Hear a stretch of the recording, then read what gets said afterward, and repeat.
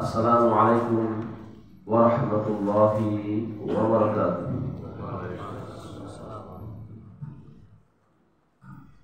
Alhamdulillahilladzi imtanna ala ibadihil mu'minin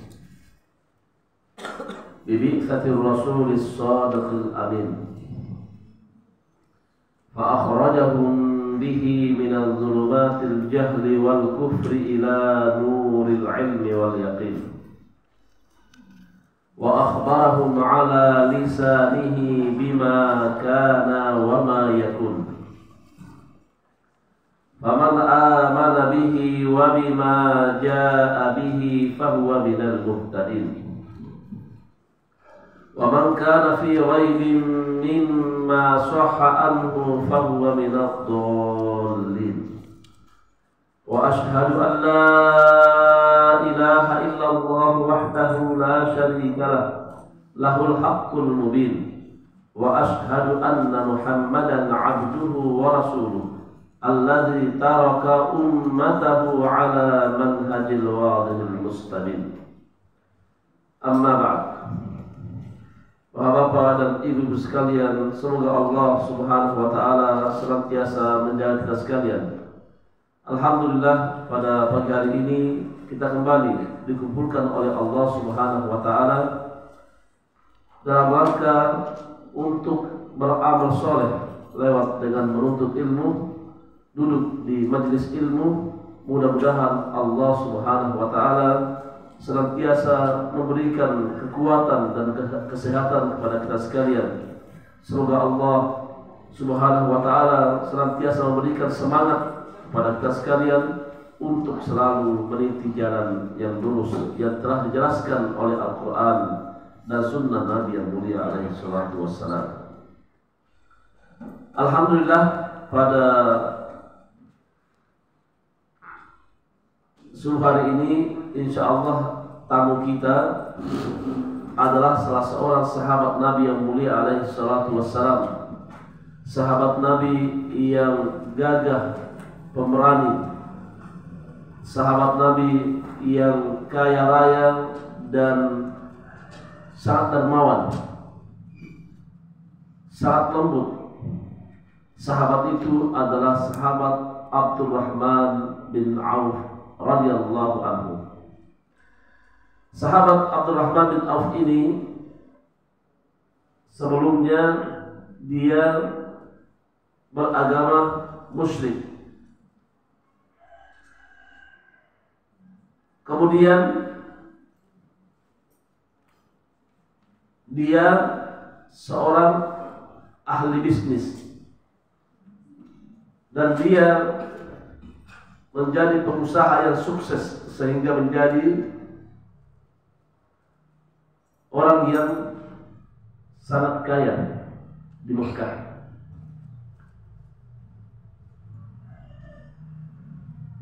Abdurrahman bin Auf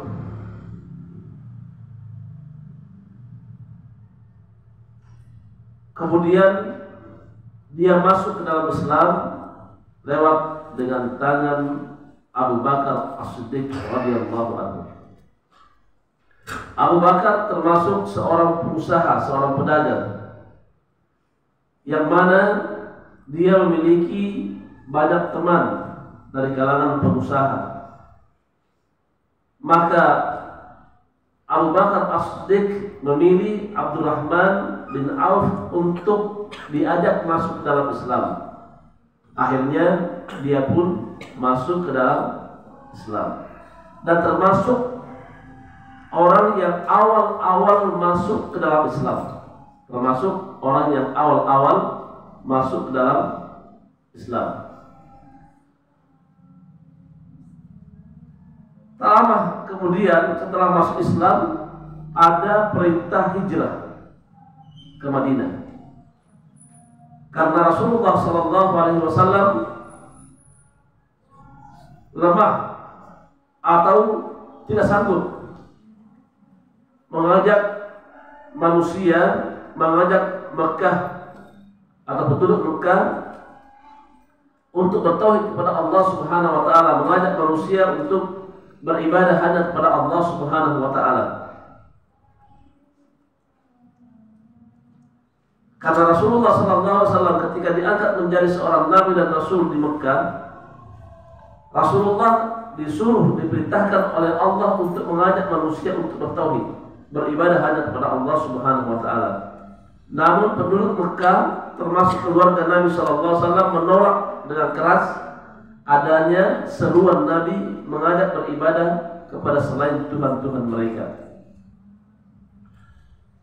Dan di Ka'bah pada waktu itu ada 360 patung yang disembah oleh masyarakat Quraisy, penduduk Mekah. Rasulullah SAW sendirian dan masuk sedikit dari sahabat Nabi SAW. Rasulullah lemah karena masyarakat lebih banyak dibandingkan dengan Nabi dan para sahabatnya, sehingga diperintahkan untuk hijrah ke Madinah. Semua sahabat Nabi SAW hijrah ke Madinah itu di malam hari dalam keadaan sembunyi-sembunyi. Sahabat Nabi SAW hijrah ke Madinah dalam keadaan sembunyi-sembunyi karena dia takut kalau ditangkap atau dibunuh oleh penduduk Mekah. Salah satu di antaranya adalah Abdurrahman bin Auf radhiyallahu anhu. Sahabat Nabi SAW yang hijrah ini tidak membawa apa-apa. Abdurrahman bin Auf memiliki harta yang banyak di Mekah, memiliki kendaraan, memiliki perkebunan, memiliki rumah. Namun dia hijrah tidak membawa apa-apa. Sampai di Madinah termasuk orang miskin, padahal di Mekah termasuk orang kaya. Semua sahabat kecuali sahabat Umar bin Khattab radhiyallahu anhu, dia tidak sembunyi-sembunyi. Dia bahkan ketika mau hijrah diumumkan, 1 hari sebelum hijrah diumumkan, wahai penduduk Mekah, besok pagi jam 7 saya mau hijrah ke Madinah. Saya melewati jalan ini, sudut ini. Barang siapa yang ingin berpisah dengan istrinya, barang siapa yang ingin istrinya menjadi janda, silahkan temui saya di jalan ini jam 7 pagi. Semua orang takut. Siapa itu Umar? Saya nggak mau berpisah dengan istriku. Karena keberanian Umar. Pada saat jahiliyah dia berani, pada saat Islam jadi pemberani. Diumumkan, wahai penduduk Mekah, besok pagi jam 7 saya mau hijrah melewati jalan ini. Barang siapa yang ingin anaknya menjadi yatim, silahkan hubungi saya di sana. Masyarakat memilih mendingan tinggal di rumah. Kalau sahabat lainnya sembunyi, takut. Ketika sahabat Nabi SAW hijrah ke Madinah, maka sahabat jadi miskin, tidak punya apa-apa.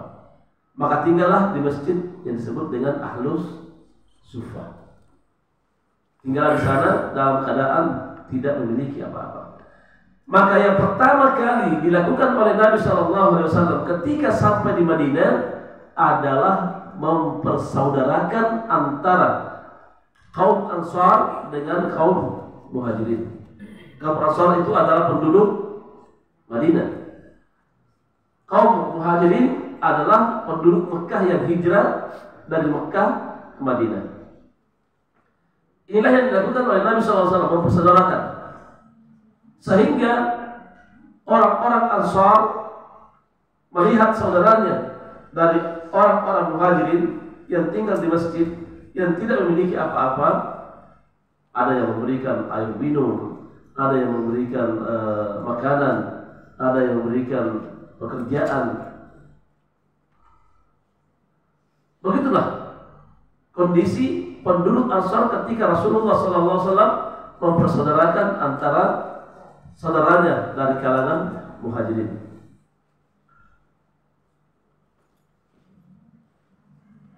Rasulullah SAW mempersaudarakan sahabatnya yang bernama Sa'ad bin Ar-Rabi. Sa'ad bin Ar-Rabi dengan Abdurrahman bin Auf. Sa'ad bin Ar-Rabi ini sahabat Nabi dari kalangan Ansar yang kaya raya. Sa'ad bin Ar-Rabi sahabat Nabi dari penduduk Madinah yang kaya raya, yang memiliki perkebunan yang banyak, sawah yang banyak, rumah yang banyak, istri yang banyak. Sahabat Sa'ad bin Ar-Rabi. Ketika Rasulullah SAW sudah menyampaikan persaudaraan karena iman, persaudaraan karena Allah Subhanahu wa taala antara kaum Ansar dengan Muhajirin, maka tertanamlah dalam hati para sahabat Ansar untuk selalu ingin membantu sahabat-sahabatnya dari kalangan Muhajirin. Ketika Sa'ad bin Ar-Rabi ini mendengarkan nasihat Rasulullah SAW bagaimana persaudaraan karena Allah, maka dia pun memanggil sahabatnya Abdurrahman bin Auf. Sahabatnya Abdurrahman bin Auf. Wahai sahabatku Abdurrahman, saya punya istri banyak. Pilih salah satu di antaranya, lihat mana yang paling cantik dan sangat menakjubkan hatimu. Saya ceraikan dia, kamu nikahi. Masya Allah, persaudaraan yang sangat hebat. Kalau kamu sudah memilih dan menikah, saya berikan kamu rumah. Kamu tinggal di situ bersama dengan istrimu.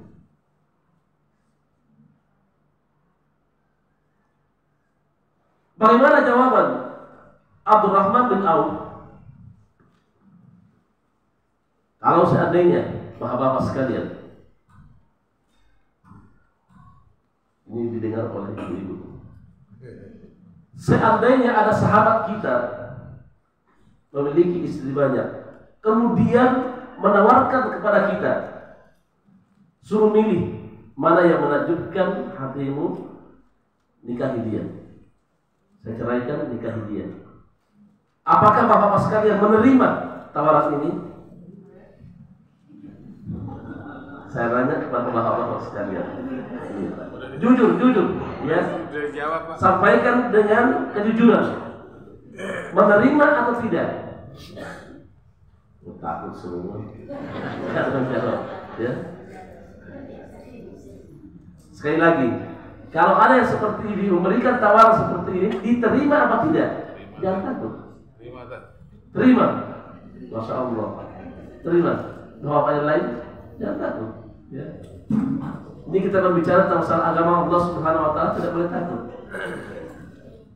Terima apa tidak? Masya Allah, sudah siap terima. Kita lihat bagaimana Abdurrahman bin Auf. Dia menerima apa tidak?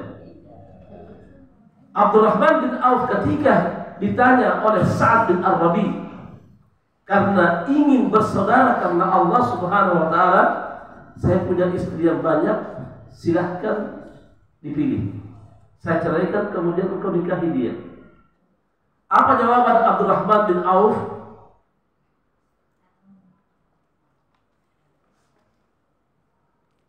Barakallahu laka fi malika wa ahlika bal dulluni ala sunnah. Jawaban Abdurrahman bin Auf, semoga Allah Subhanahu wa taala memberkahi engkau pada hartamu dan keluargamu. Bal dulluni ala sunnah. Akan tetapi tunjukkanlah aku di mana pasar. Tunjukkan aku di mana pasar. Bawa aku ke pasar. Abdurrahman bin Auf tidak menerima tawaran saudaranya. Tapi dia hanya berkata, wahai saudaraku, tunjukkan aku pasar. Berarti jawaban Bapak sekalian berbeda dengan jawaban sahabat Nabi yang mulia alaihi salatu wassalam. Ya. Sahabat Abdurrahman bin Auf menolak. Saya tidak mau menikah. Saya tidak mau rumah. Karena Abdurrahman bin Auf sudah mendengar sabda Nabi sallallahu alaihi wasallam. Ketika Rasulullah sallallahu alaihi wasallam ditanya, amalan apakah yang paling yang paling bagus? Perbuatan apakah yang paling bagus? Maka Rasulullah sallallahu alaihi wasallam menjawab, amalur rajuli biyadihi. Seseorang bekerja dengan tangannya. Seseorang bekerja dengan tangannya. Maka sahabat Sa'ad bin Ar-Rabi ini membawa Abdurrahman bin Auf ke pasar. Kita sudah mengenal Abdurrahman bin Auf, di otaknya ahli bisnis, ya.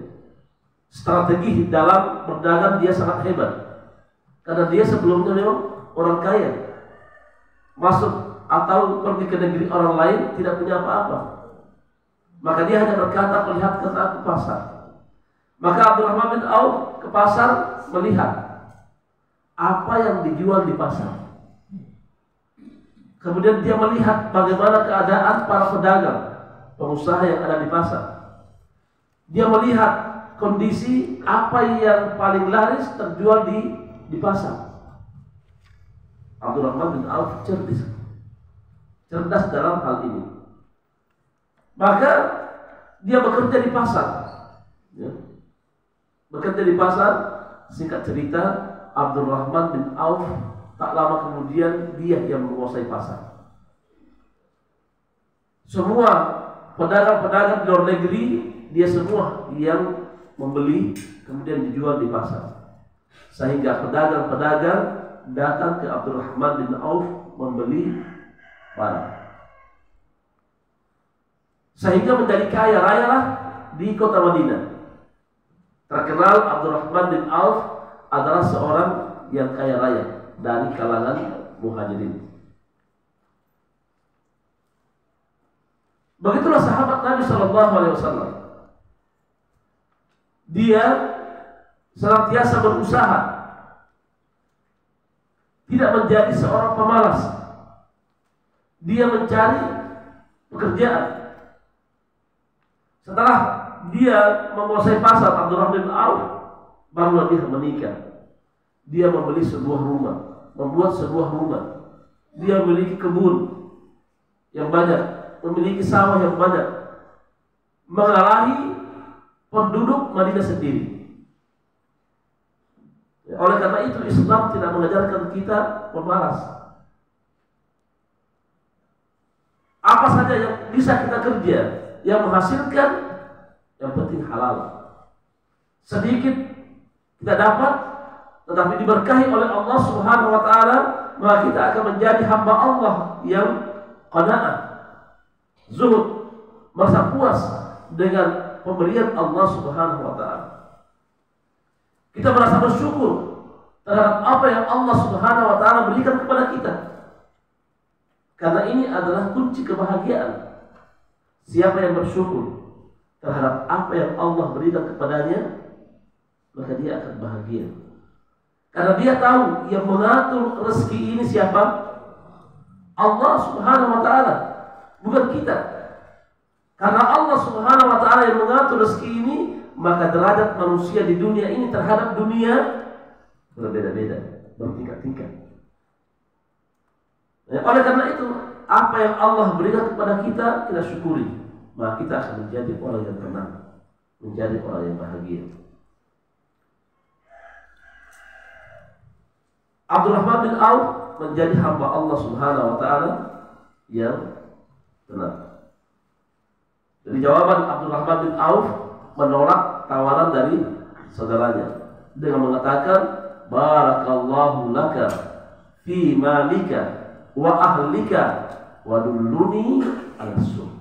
Semoga Allah Subhanahu wa taala memberkahi engkau pada hartamu, keluargamu, dan tunjukkan kepadaku puasa. Faedah yang bisa kita ambil dari kisah ini,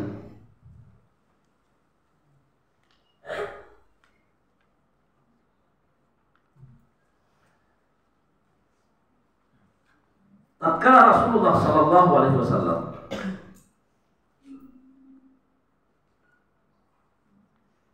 hijrah bersama dengan para sahabatnya dari negeri kafir menuju kepada negeri Islam.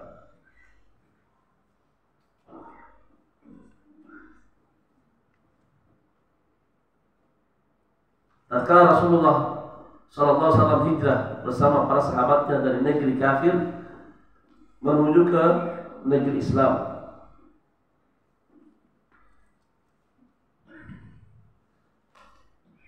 inilah yang dianjurkan oleh para ulama agar kita senantiasa hijrah. Agar kita senantiasa hijrah dari negeri kafir ke negeri Islam.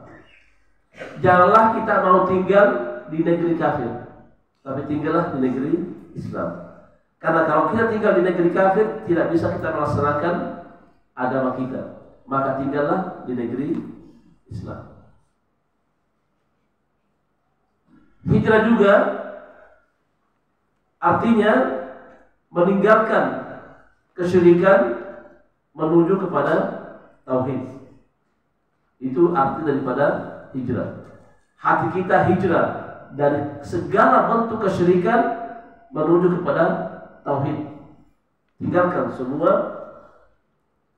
keyakinan yang batil, menyalahi Al-Quran dan Sunnah, menuju kepada apa? Tauhid, mengesahkan Allah, beribadah hanya kepada Allah Subhanahu wa Ta'ala. Arti hijrah juga meninggalkan bid'ah atau yang menyelisihi sunnah Nabi Sallallahu Alaihi Wasallam menuju pada sunnah Nabi Sallallahu Alaihi Wasallam. Ini hijrah. Meninggalkan semua apa-apa yang tidak dikerjakan oleh Nabi dalam masalah ibadah,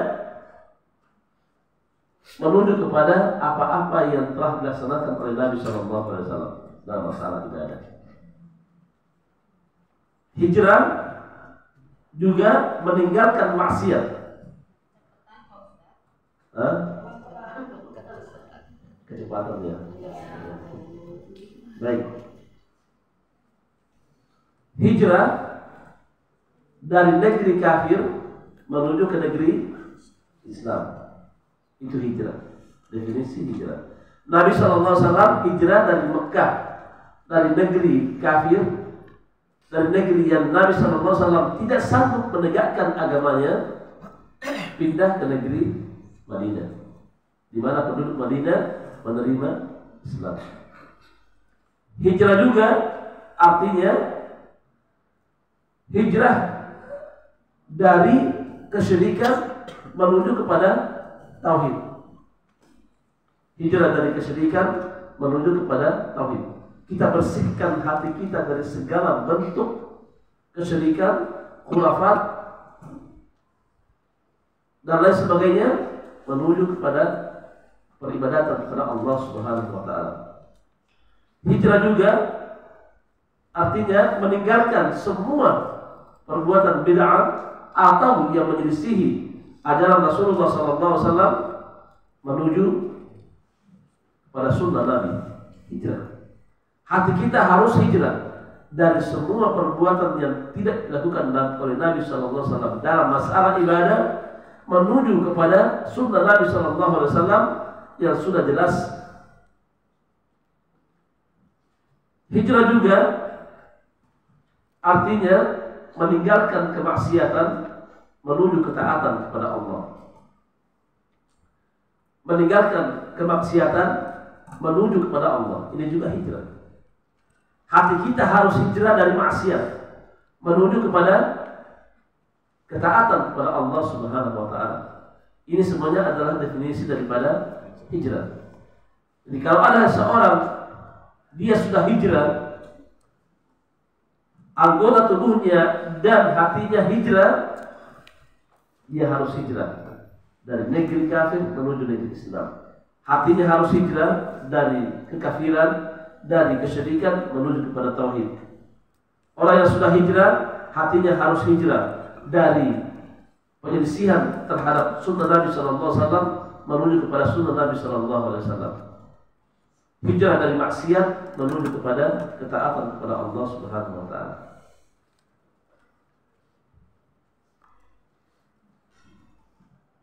Kemudian yang kedua, faedah yang kedua dari hadis ini atau kisah ini,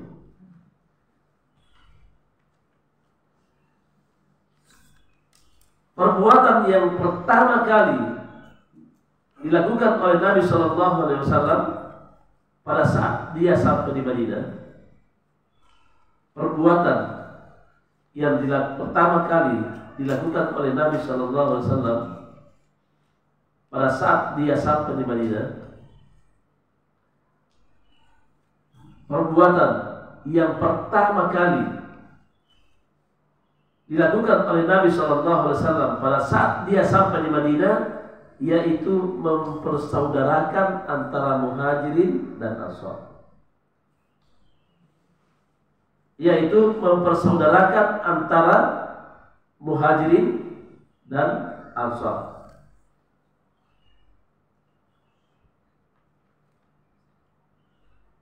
Itulah yang dilakukan oleh Nabi Sallallahu Alaihi Wasallam, mempersaudarakan antara sahabatnya dengan yang lainnya, sehingga tertanamlah dalam hati para sahabat Nabi Sallallahu Alaihi Wasallam, terutama sahabat Ansar penduduk Madinah, benar-benar bersaudara karena Allah, benar-benar cinta karena Allah Subhanahu Wa Taala. Kita bisa melihat bagaimana sahabat Sa'ad bin Ar-Rabi menawarkan kepada sahabatnya karena Allah Subhanahu Wa Taala. Memiliki istri banyak, ditawarkan kepada sahabatnya. Ini sesuatu yang sangat berat, ya, memberikan istri kita kepada orang lain. Tetapi sahabat Sa'ad, karena dia sangat mendengar dan taat kepada Rasulullah Sallallahu Alaihi Wasallam, cinta karena Allah, dia menawarkan kepada sahabatnya. Tapi kalau kita punya istri satu, jangan ditawarkan kepada orang lain, ya, jangan, nanti menyesal. Oleh karena itu, Nabi Shallallahu Alaihi Wasallam mempersaudarakan para sahabatnya. Oleh karena itu, kita semua yang memiliki rezeki, yang diberikan rezeki oleh Allah Subhanahu Wa Taala, perhatikan saudara-saudara kita yang kurang. Perhatikan persaudaraan yang kuat, bantu sahabat kita yang lemah, bantu sahabat kita yang butuh. Jangan kita biarkan kita mendapatkan rezeki yang banyak, saudara kita biarkan. Mana persaudaraan kita karena Allah? Mana pengabdian kita, pelaksanaan kita dari sabda Nabi Sallallahu Alaihi Wasallam? Bersaudara karena Allah, bersaudara karena Islam. Perhatikan siapa di sekeliling kita ada saudara kita butuh, kita bantu. Panitia masjid di sini mengumpulkan dana untuk siapa? Saudara kita yang butuh bantuan, diberikan. Kalau mau langsung bisa. Kita melihat ada saudara kita langsung kasih dia. Atau panitia masjid ini untuk bantuan kepada siapa di antara saudara kita yang butuh, tolong diberikan. Ini namanya persaudaraan karena Allah Subhanahu Wa Taala. Kemudian yang ketiga,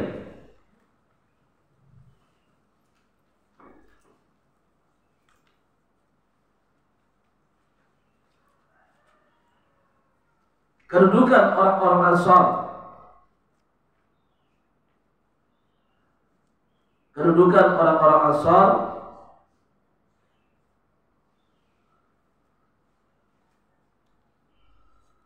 karena dia berkorban untuk agama Allah Subhanahu Wa Taala. Karena dia berkorban untuk agama Allah Subhanahu Wa Taala. keutamaan orang-orang Ansar karena dia berkorban untuk agama Allah Subhanahu wa taala. Orang-orang Ansar ketika dia mendengarkan nasihat Nabi sallallahu alaihi wasallam bahwa kita semua ini bersaudara. Saudara kita dari Mekah hijrah ke Madinah tidak punya apa-apa, kita semua bersaudara. Maka seluruh penduduk Ansar, penduduk Madinah berlomba-lomba untuk memberikan apa yang ada padanya, memberikan yang terbaik apa yang ada pada dirinya untuk saudaranya, membantu saudaranya. Sehingga ada yang membawa air minum, ada yang membawa kue, ada yang membawa makanan, ada yang membawa baju, ada yang menawarkan pekerjaan dan lain sebagainya. Semangat para sahabat orang-orang Ansar, sehingga kedudukan orang-orang Ansar itu sangat hebat. Kedermawanan orang-orang Ansar itu sangat hebat dibandingkan dengan negara lain. Penduduk Mekah dermawan, tetapi orang Ansar lebih dermawan. Penduduk Ansar lebih dermawan. Sampai hari ini orang Ansar itu lebih dermawan dibandingkan dengan penduduk Mekah.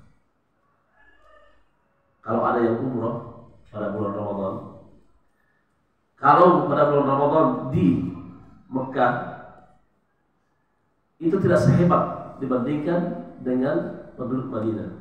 Kalau di Madinah kita sebelum masuk ke Masjid Nabawi itu di pintu sudah ditunggu, ya di luar di pekarangan sudah ditunggu orang. Kamu buka puasa di tempat saya, ditarik. Yang lainnya juga narik. Ini kita kemana nih? Ya. Begitu dermawannya orang-orang Madinah. Kalau di Mekah tidak terlalu. Nah, oleh karena itu hendaklah kita menjadi orang yang dermawan sebagaimana kedermawanannya para sahabat Nabi Sallallahu Alaihi Wasallam seperti orang-orang Ansar. Sekalipun kita butuh, ya. Sahabat Ansar memberikan apa yang ada padanya. Pada dasarnya dia butuh barang itu, dia butuh, tapi karena iman dia berikan. Sekalipun dia butuh, dia memberikan. Sebagaimana Allah Subhanahu wa taala berfirman di surah Al-Hasyr ayat 9.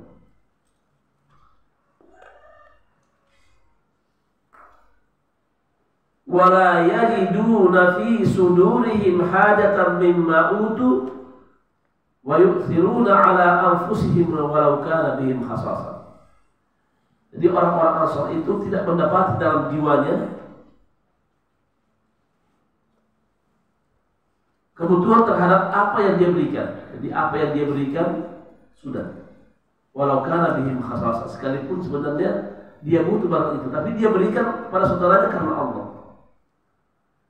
Ini sahabat Nabi SAW memberikan karena Allah Subhanahu wa taala, sekalipun sebenarnya barang itu dia sangat butuh. Walau kana bihim khasasah, sekalipun dia sangat butuh. Jadi jangan pelit dalam hidup ini.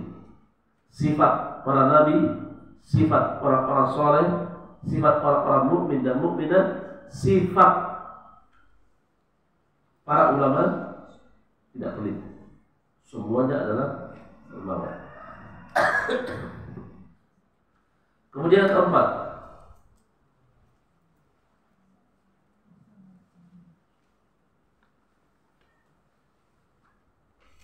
keutamaan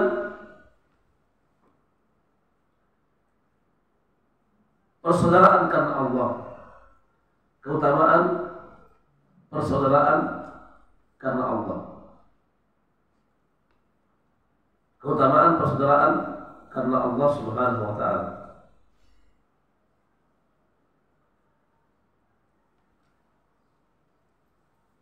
Jadi orang-orang yang bersaudara karena Allah dicintai oleh Allah.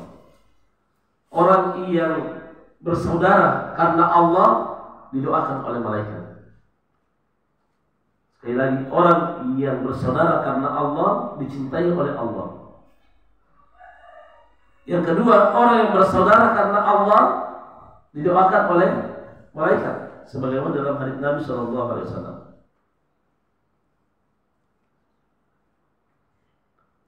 Sa'ad bin Ar-Rabi, bersaudara karena Allah kepada Abdurrahman bin Auf. Abdurrahman bin Auf ini sahabat yang dipuji oleh Nabi SAW.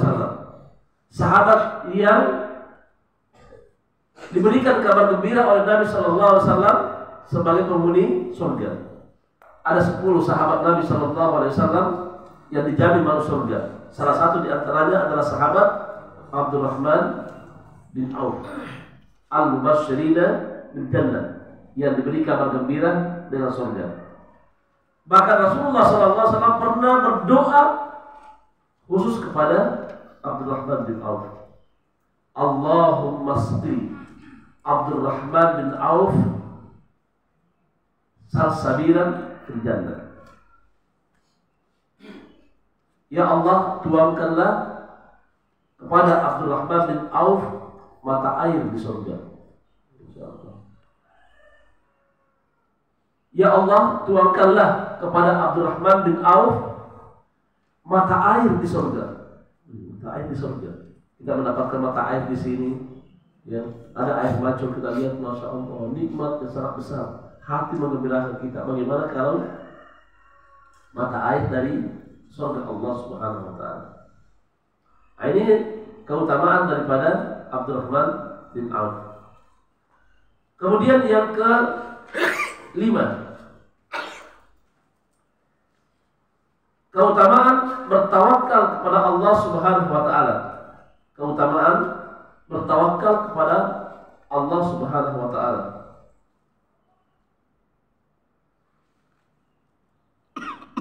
Keutamaan bertawakal kepada Allah Subhanahu wa Ta'ala.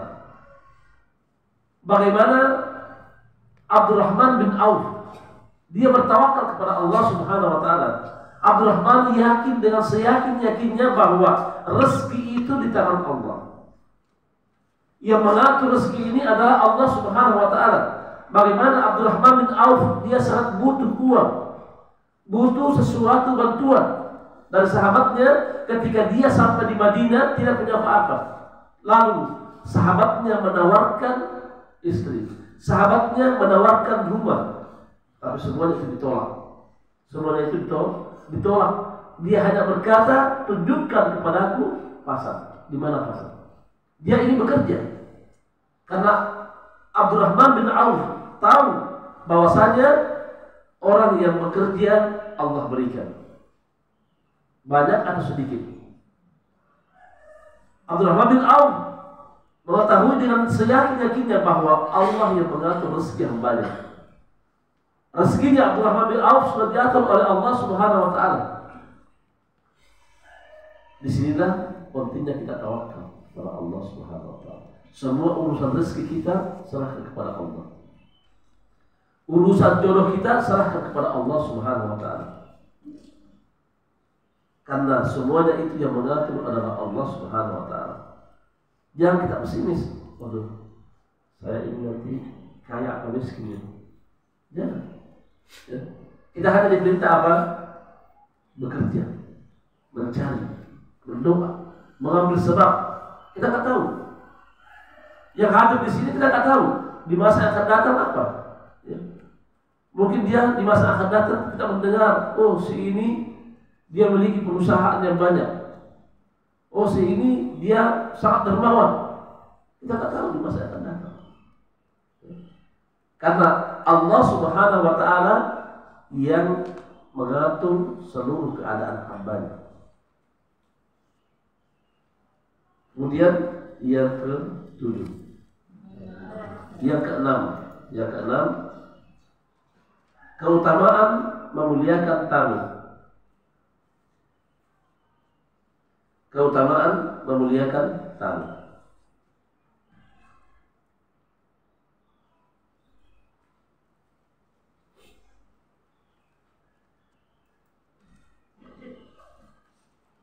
Islam menganjurkan kita untuk selalu memuliakan tamu. Siapa saja tamu yang datang kepada kita itu membawa rezeki. Maka bersyukurlah kalau kita punya tamu. Karena di antara tanda sifat orang-orang yang beriman Di antara tanda-tanda sifat orang-orang yang beriman, dia selalu menghormati, memuliakan tamunya. Rasulullah SAW pernah bersabda, "Man kana yu'minu billahi wal yawmil akhir." Siapa yang hafal? "Fal yukrim dhaifahu." Barang siapa yang beriman kepada Allah dan hari akhir, maka hendaklah dia memuliakan tamunya. Ada tamu yang datang kepada kita, alhamdulillah. Ini adalah kesempatan untuk beramal soleh. Orang-orang Arab apabila ada tamu, dia gembira, dia bergembira dengan tamunya.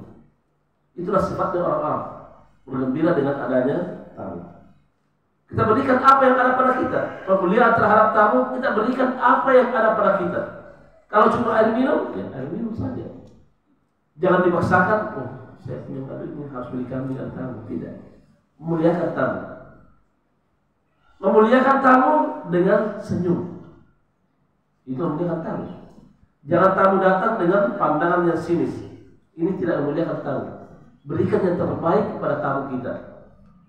Di rumah kita ada tempat duduk yang sangat indah, suruh di sana. Pemuliaan terhadap tamu. Saya sering diundang sama orang Arab. Kemarin ini saya 1 bulan 20 hari di Yaman. Sering diundang. Teman-teman saya, sahabat saya, kalau saya mengundang saya. Kalau saya diundang dipotokan 1 kambing utuh. Berapa kali saya diundang kambing 1 utuh. Ya. Di sini saya belum pernah diundang 1 kambing utuh sendiri. Ya. Ya. Di sana kemarin saya sering diundang kambing 1 diundang tadi. Ya. Nikmat. Bagaimana orang Arab memuliakan tamunya. Ya. Bahkan ada sifat orang Arab, terutama orang Arab kalau di Yaman itu namanya orang Arab yang utara. Kalau kita makan di rumahnya itu harus tahu itu makanan ada 6 macam. Ronde pertama diberikan buah-buahan. Setelah makan buahan keluar makanan lagi. Setelah itu adalah keluar makanan. Terakhir nasi. Wah sudah kenyang, nasinya baru datang. Ya. Begitulah orang Arab memuliakan tamu. Ya, oleh karena itu, di antara sifat orang yang beriman, kata Nabi SAW, selalu memuliakan tamu. Tapi jangan memaksakan diri. Ya. Apa yang ada pada kita, keluarkan demi tamu. Demi tamu. Apalagi kalau tamu itu adalah keluarga kita yang datang kepada kita, adik kita. Jangan pelit. Apa yang ada pada kita, kita belikan yang terbaik makanan kepada tamu kita, adik kita yang datang. Yang datang ke hak kita, yang datang kita, kata kita, hormati dia dengan memberikan yang terbaik. Karena alhamdulillah dia datang ke rumah kita. Orang tua kita datang ke rumah kita, ya kita harus hormat, lebih dimuliakan. Jangan dibiarkan. Jangan dibiarkan tamu. Kalau ada yang datang kepada kita. Kalau saya berkata kepada para jamaah sekalian, insya Allah besok saya mau berkunjung ke rumahnya. Diterima atau tidak?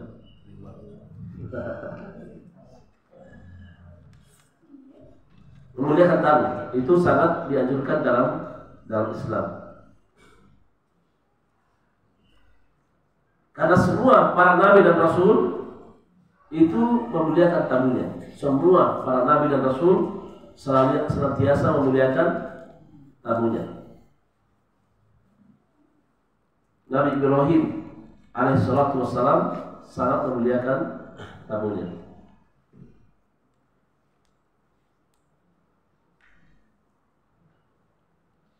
Kemudian yang ke-8. 7. Ini karena faedahnya banyak jadi lompat-lompat. Yang ke-7, keutamaan berdagang. Keutamaan berdagang atau bisnis.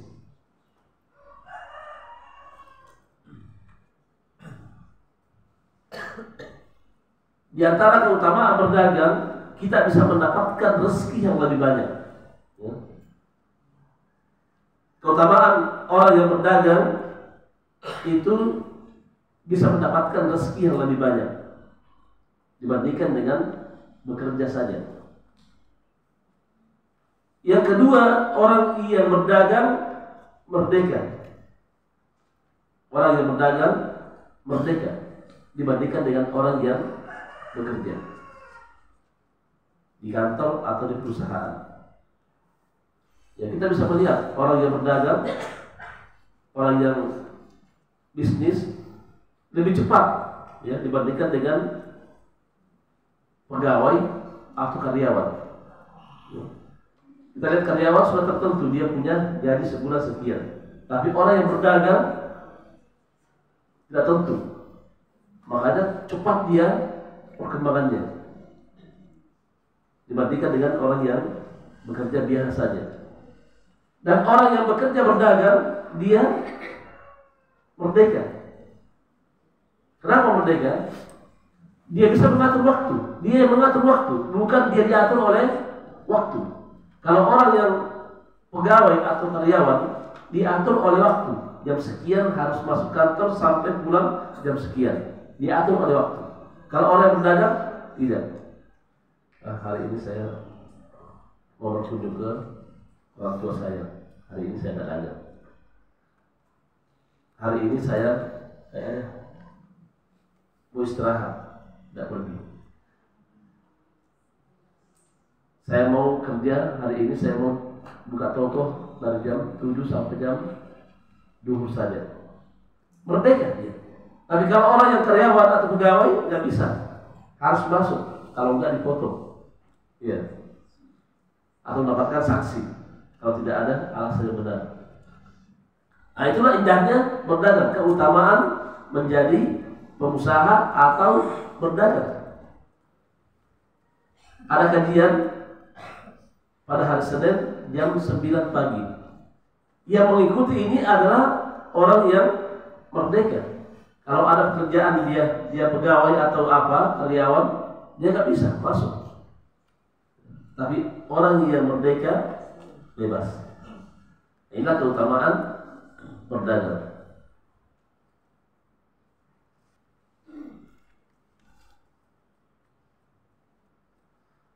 Kemudian yang keberapa? Yang kedelapan, perhatian Nabi Shallallahu Alaihi Wasallam kepada para sahabatnya.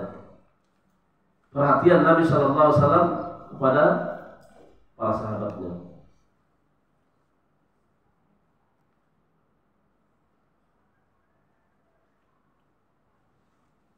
Bagaimana perhatian Nabi Shallallahu Alaihi Wasallam kepada para sahabatnya?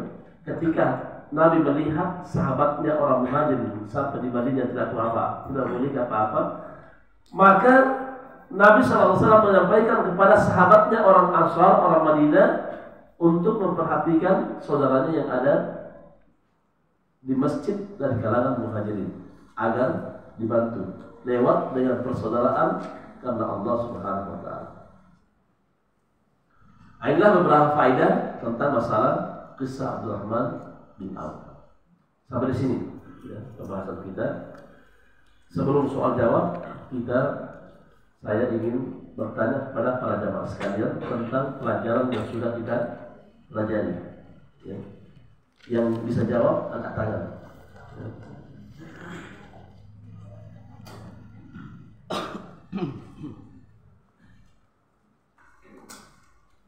Pertanyaan pertama,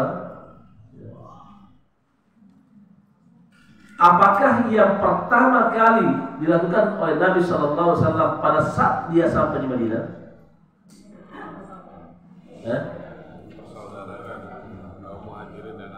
Mempersaudarakan antara kaum Ansar dengan Muhajirin. Siapa yang bisa menceritakan secara singkat kisah persaudaraan antara Abdurrahman bin Auf dengan saudaranya yang ada di Madinah. Siapa? Ini cerita singkat tuh, Abdul Rahman cerita singkat, namun faedahnya sangat panjang. Apa? Abdurrahman bin Auf dipersaudarakan mendapatkan pelajaran bagi kita semuanya, menambah semangat kita. Subhanakallahumma wa bihamdik, asyhadu an la ilaha illa anta, astaghfiruka wa atubu ilaik. Assalamualaikum warahmatullahi wabarakatuh.